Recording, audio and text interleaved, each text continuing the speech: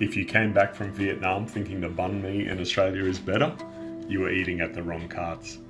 I made this video to help you get the real experience because what I found blew me away. It honestly concerns me when I hear people saying Aussie banh mi is better. Don't get me wrong, some banh mi here is a very close second, but compared to what I experienced in Vietnam, they're still a fair way behind. Now, to give you some context behind my passion, I grew up in Brisbane's West End in the 1980s. Most of my childhood friends were first generation Vietnamese immigrants and refugees, including families who arrived on the first boats. One of my best mates' dads was the original baker at West End's first Vietnamese bakery, Kim Tan.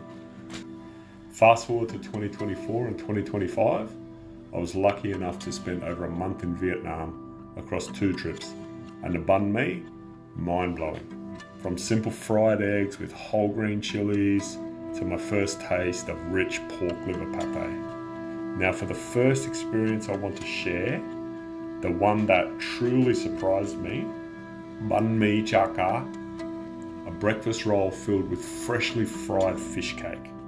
We found it by pure chance, just a random street cart with a decent queue of locals, no sign, no hype, just a bubbling wok of oil and a woman expertly shaping fish paste by hand and dropping it in.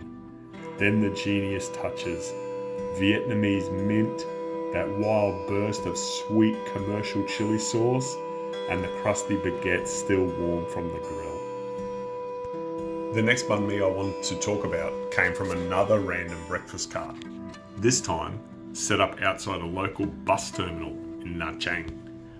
Once again, I just said, 2 banh mi please.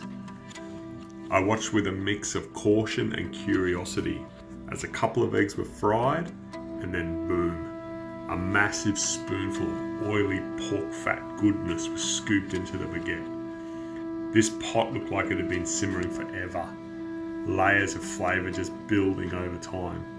And the umami that fat brought to the roll, combined with big whole chunks of fresh green chili, no salad, no herbs, no pate, just eggs, pork fat and chili. It was 100% Vietnamese banh mi street food umami heaven. So yeah, if you see a cart next to a local coffee shop, especially in the morning, stop. That's the kind of flavour the locals are chasing for breakfast. Next up is a slight variation. We'll take a quick stop in Dalat, or banh mi zumai. A slight deviation from the typical banh mi sandwich, but make no mistake, as the signs on the food cart says, banh mi zumai. So this is absolutely a traditional Vietnamese banh mi. And Dalat is the true home of banh mi zumai. The biggest point of difference here is the bread. The interior is soft, like clouds, and when dipped into that rich, fatty pork meatball broth, it practically melts in your mouth. It's like they've adapted the baguette just for this region to complement this dish. A truly unique experience. And if you can swing past Dalat, it's worth it just for this. Okay, so we are almost up to my top 2. But before that, let's quickly talk about the cold cuts. The real pork cheese with hard bits of all sorts and peppercorns, and all brought together in a perfect banh mi. Pork liver pate in Saigon, homemade terrine in Hanoi. Don't forget the famous 2 kilo banh mi from Hoi Hoa. My advice on this, just get one to share. So many unique textures and slight variations from what we get in Australia. And for me, the varieties of meats in Vietnam just feel more authentic. So yeah, embrace all the different cold cut banh mi's that you can. Now for my 2 favourite banh mi experiences in Vietnam. First was a late night street cart in Saigon, this time with an authentic charcoal grill hanging off the side of the cart. char-grilled pork chops and fried eggs, an amazing smoky, spicy chili paste, the baguettes warmed up and toasted over the charcoals, all the herbs, all the veggies, pure Saigon nightlife street food banh mi.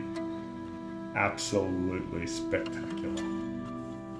And saving the best for last, Hoi An, soy braised chicken with caramelized pork with an insanely fresh micro herb salad of Vietnamese mint, Thai basil and regular mint.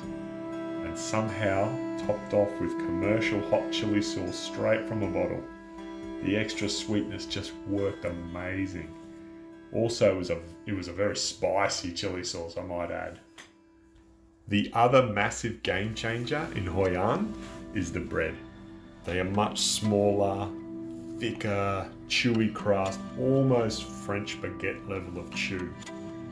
And this really added a real perfect texture and something extra for these banh mi. So that's it. Thank you for joining me on my recap of my amazing banh mi in Vietnam. I hope you enjoyed.